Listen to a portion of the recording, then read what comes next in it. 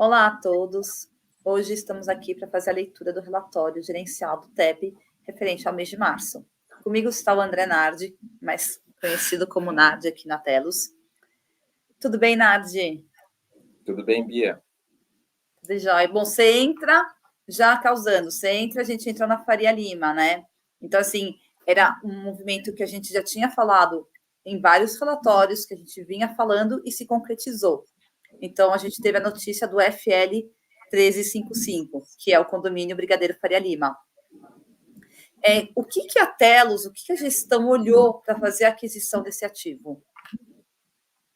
Primeiramente, acho que, como a gente vem falando aí ao longo dos últimos meses, acho que foi até mais enfático agora com a venda do São Luís, a gente primeiro executou, completou a tese do investimento, e com isso a gente sempre tinha um pipeline em formação. O nosso time de novos negócios nunca para de trabalhar. Então, a gente sabe que o mercado não teve fácil nos últimos anos, mas esse prédio, que a gente chama aqui até de FL 1355, que é mais fácil, mas assim, a gente até divulga ele como condomínio Faria Lima, a gente já vem monitorando há um longo tempo. Né? Então, quando a gente estava já na fase negocial do São Luís, a gente também estava negociando e a ideia era, de fato, fazer uma aquisição casada. Então, a gente queria colocar, de fato, uma parte do portfólio posicionada na Faria Lima, isso era super importante, até por conta de questão de diversificação. Faria Lima é uma região super resiliente, atravessou com maestria a pandemia, baixos níveis de vacância, e tem muito do tipo de ativo que a gente gosta de trabalhar. Então, a gente sempre está olhando essas oportunidades e a gente realmente está bem satisfeito com essa aquisição que a gente fez do 1355. Temos bastante aqui da gestão para imprimir nessa aquisição. Acho que, falando inclusive sobre aquisição, a gente teve ela acontecendo de um outro fundo. Então, tinha um fundo imobiliário, que era do CSHG, eles já faziam a gestão dessas lajes, e é muito comum falarem, poxa, vocês estão comprando um prédio que já era gerido por fundo imobiliário, então não vai ter muito trabalho para se fazer. Eu acho que eles fizeram um excelente trabalho, mas a gente, assim, realmente, toda vez que vai identificar oportunidades de negócio, a gente leva o nosso time para fazer primeiro o reconhecimento do ativo, e mais do que isso, identificar potenciais melhorias para a gente poder trazer aquele ganho de valor ao longo do tempo, que é o que a gente sempre gosta de falar aqui sobre o nosso fundo. Trabalhar esses prédios de uma forma que a gente consiga agregar valor no longo prazo. E esse tem, né? Eu acho que é super válido, a gente até coloca no relatório, ele ocupa um terreno na Faria Lima de mais de 6 mil metros e dá acesso pela Faria Lima e pela rua paralela, desculpa. Ou seja, é um super terreno, né? Exato, e acho que essa é uma parte que a gente identificou. Os prédios de hoje, que são mais antigos, eles foram desenvolvidos num período em que a legislação de desenvolvimento não necessariamente atendia aos parâmetros que a gente tem hoje. Então, esse prédio é um excelente exemplo. Ele está num terreno que a gente considera imenso, um terreno de 6 mil metros. E quando você traz os parâmetros de legislação urbana para dentro de um terreno desse porte, eventualmente os prédios nem estão extraindo o máximo de área que eles poderiam se tivessem sendo desenvolvidos hoje. Só que existe ainda assim a questão de que a gente pode trabalhar essa área adicional que hoje não está sendo utilizado do prédio em construções de área computável adicional, por exemplo, uma fachada ativa.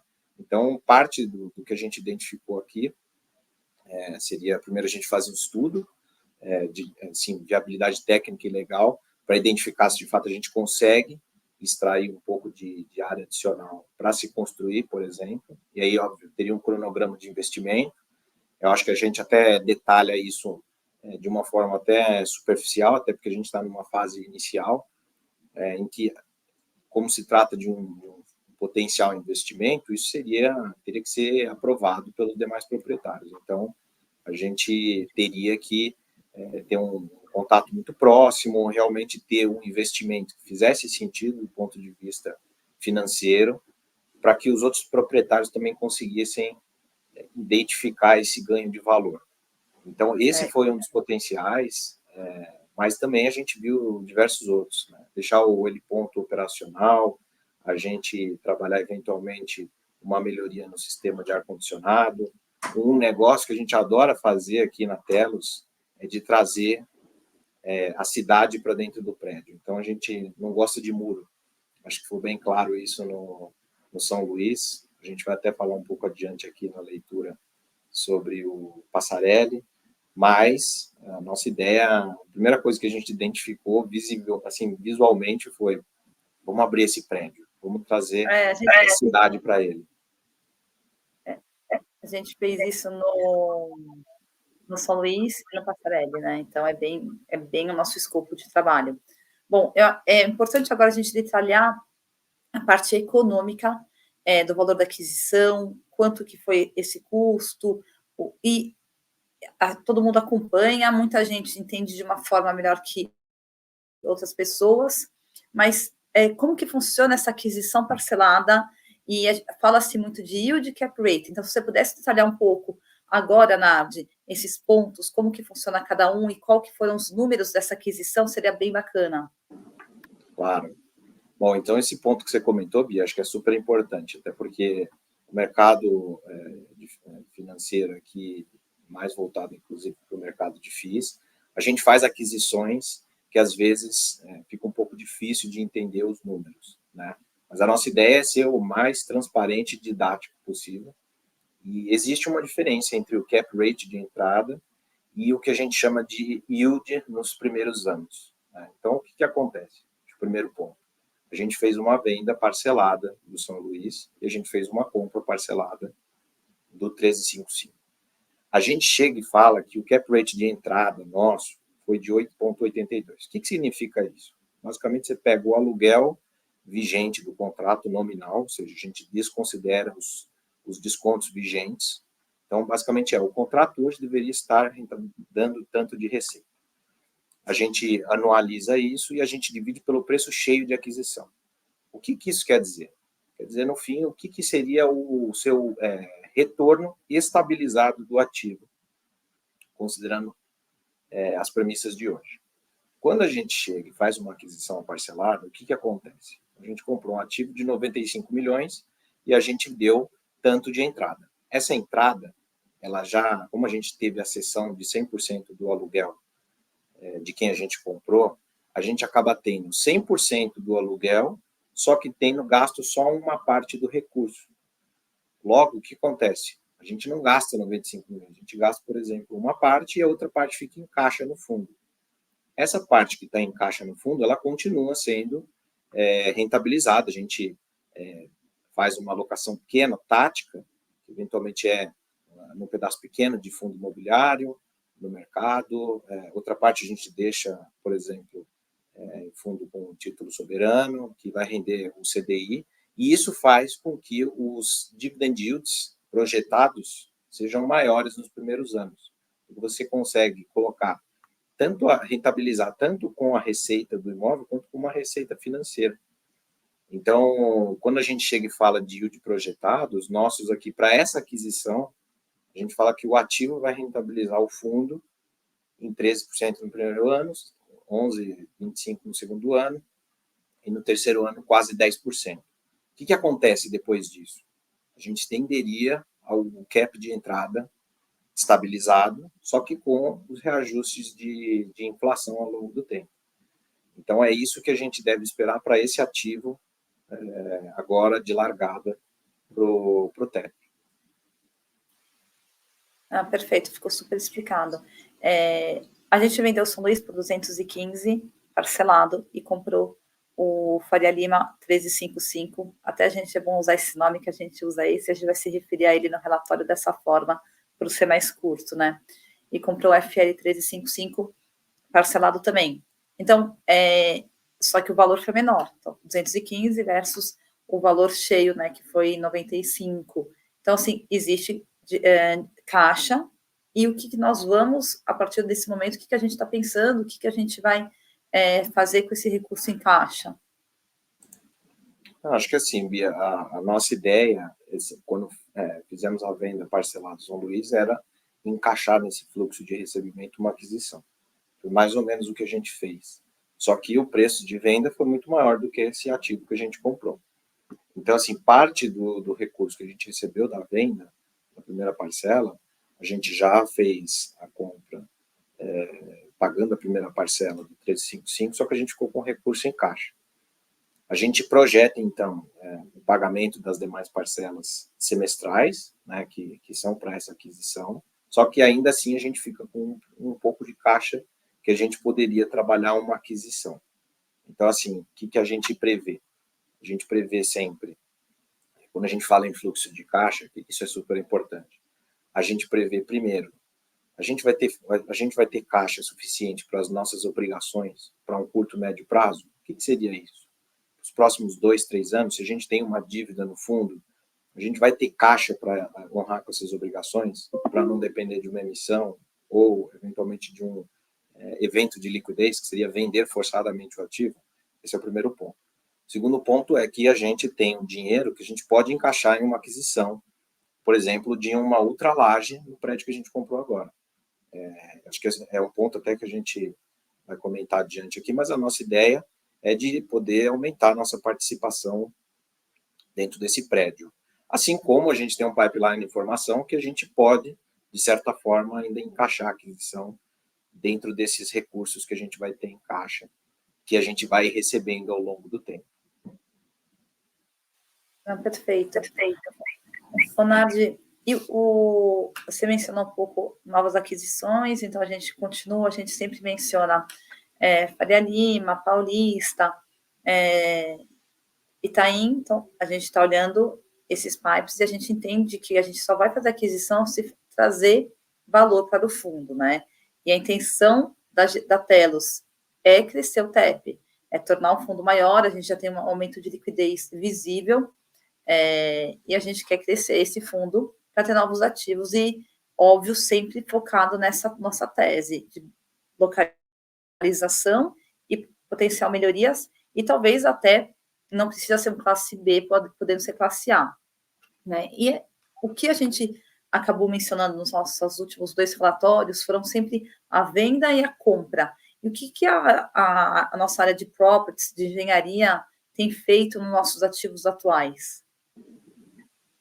Acho que assim, a gente sempre fala sobre a importância de trazer certificações para os prédios. Isso já deixou de ser algo marketizável, isso é uma realidade. Então, a gente tem uma consciência de que tem uma importância muito grande para os usuários, a gente ter certificações ambientais.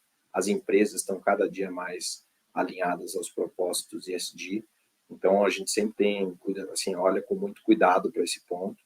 E a gente também acaba sempre também falando de melhorias do prédio. Então, como a gente comentou aí do 355, a gente já teve alguns pontos que a gente identificou de largada, mas a gente continua trabalhando nos outros do portfólio. Então, o Passarelli, que é um exemplo, a gente teve uma assembleia recentemente, a gente aprovou,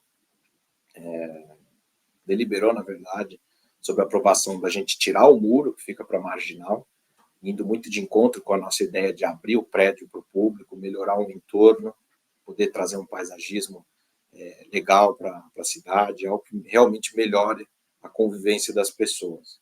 A gente também aprovou melhorias ali, pintura do primeiro subsolo com epóxi, colocar um sistema de autogestão para consumo de água, isso vai acabar impactando diretamente, positivamente, inclusive, os inquilinos. Então, a gente nunca deixa de estar olhando a melhoria para os outros ativos que a gente tem no portfólio. Acho que um ponto importante é de que a nossa tese ela não é de curto prazo.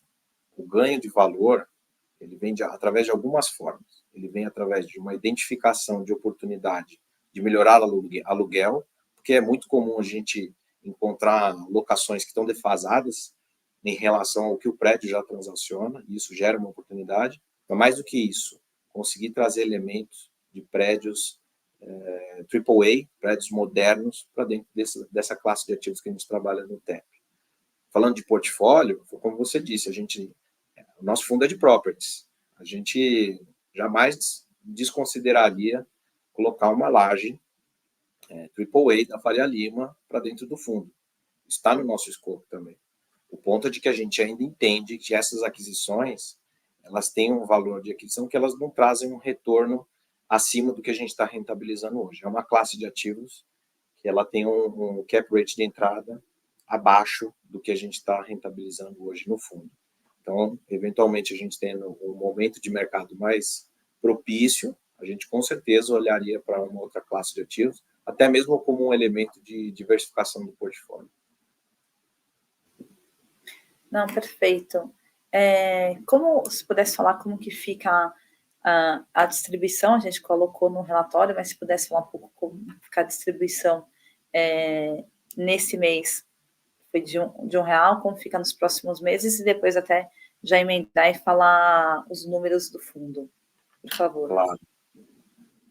Bom, a gente tinha no relatório do mês passado, a gente não tinha, na leitura, a gente não tinha divulgado ainda. A gente tinha um guidance, já considerando essa aquisição, e também colocando uma parcela do não recorrente que a gente teve referente à primeira parcela da venda do São Luís. Então, a gente teve um ganho de capital ferido ali, e com isso a gente pegou essa parte desse ganho de capital e a gente já distribuiu de uma forma linear. Então, o cotista ele vai conseguir ver um impacto já agora do mês de março, abril, maio e junho, que no caso a distribuição de março acontece em abril, então de abril, maio, junho e julho, que a gente vai ter essas distribuições efeito caixa um pouco mais altas. Depois disso, a gente termina de distribuir esse ganho de capital, até porque a gente está fazendo isso conforme a legislação prevê, e a gente continua acima do que a gente estava. Então, o fundo está distribuindo 64 centavos e agora,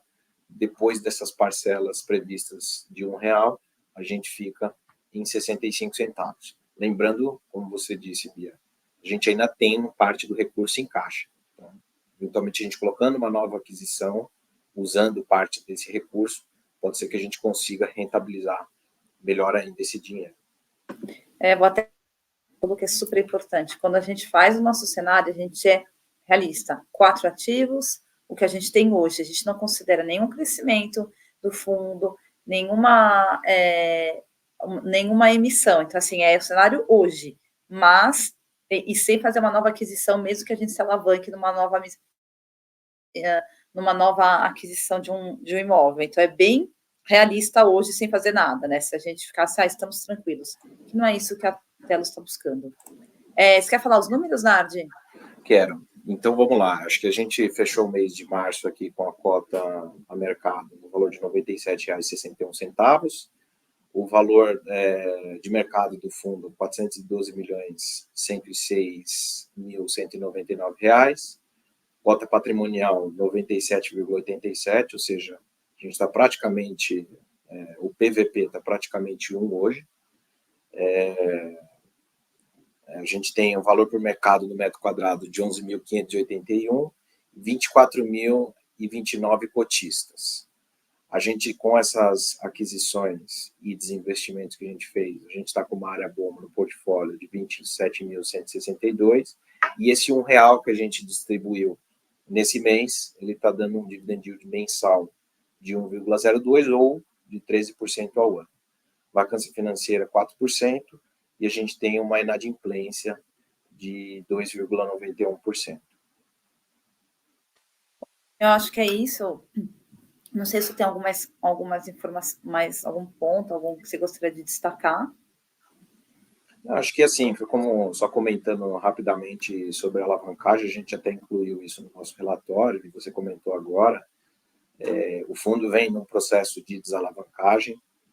Então, a gente, com essa quitação do CRI que estava indexado ao São Luís, a gente chegou no menor nível de alavancagem dos últimos 3 anos. É um valor que a gente está em aproximadamente 7,5%, um valor assim, um pouquinho acima, se não me engano, que é um valor super saudável. A gente entende que é compatível com o tamanho do fundo. a gente, eventualmente, se vê a necessidade de fazer uma aquisição oportunística e tiver que colocar um endividamento, a gente vai fazer, desde que tenha um carrego positivo. Então, a nossa ideia é sempre de ganhar valor, criar valor ao longo do tempo. E do ponto de vista de expansão do portfólio, acho que a gente continua aqui no time de novos negócios com um pipeline muito forte nas regiões que você comentou. Nossa intenção aqui é opcionar alguns ativos, ver o que a gente consegue utilizar do nosso caixa e pensar aí no crescimento do fundo. Isso é o que a gente está querendo aí para os próximos meses. Tá ótimo, obrigada. Tenho 2 recados. Um deles é porque a gente está no mês de abril, né? Fechou o relatório de março, a gente está entrando no mês de abril. Então, por favor, se vocês tiverem qualquer dúvida em relação ao informe, ele deve ser solicitado para o nosso administrador, que é a Apex. O e-mail está aqui embaixo, informe de rendimento, @apexgroup.com. Em qualquer dúvida, por favor, estou à disposição no ri@telos.com.br. Obrigada, até mês que vem, Nadi. Obrigado, Bia, um abraço. Tchau.